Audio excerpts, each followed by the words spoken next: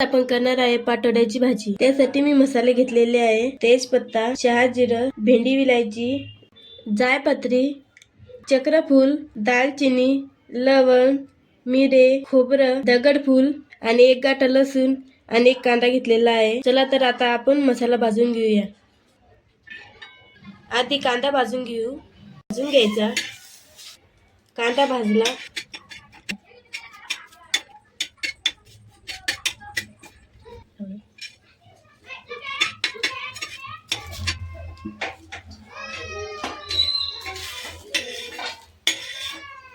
जायपत्र, भेंडी विलायची आणि शहाजिरं मी भाजलेलं नाही आहे। मसाला मिक्सर मधून काढून घ्यायचा। अद्रक, थोडंसं कोथिंबीर आता मिक्सर मधून काढून घेते। मसाला मिक्सर मधून बारीक करून घेतला। पाटोड्या बनवण्यासाठी बेसन भिजून घ्यायचं। 1 वाटी मी बेसन घेतलेलं आहे। पाव चमचा मिरची पावडर टाकूया। पाव चमच त्यात जिरे टाकूया। चवीनुसार मीठ टाकूया। पीठ भिजून घ्यायचं। कडक उंडा करायचा। कडक भिजून घ्यायचा। हे बघा एकदम कडक उंडा भिजवलेला आहे। उंड्याची पोळी लाटून घ्यायची।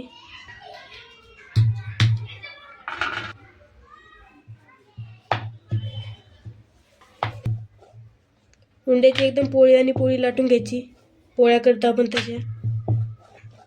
पोळीच्या वड्या करून घ्यायच्या।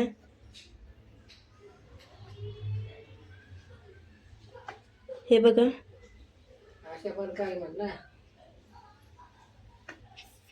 शंकरपाळ्या आपण तसे त्रिकोणी हे करून घ्यायच्या वड्या।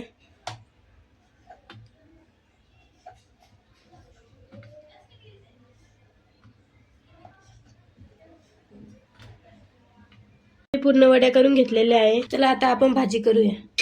तेल टाकून घ्यायचं। चला आता आपण मसाला टाकून घेऊया। मसाला चांगला तळून घ्यायचा। 1 चमच मी धने पावडर टाकत आहे।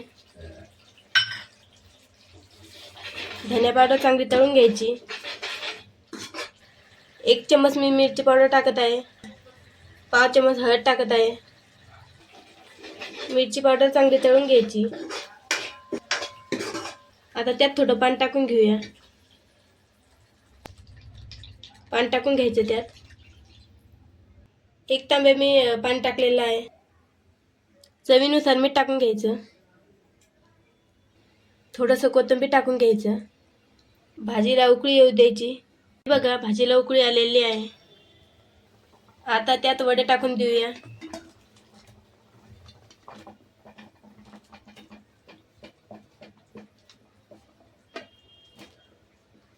20 ते 25 मिनिटं भाजी शिजू द्यायची।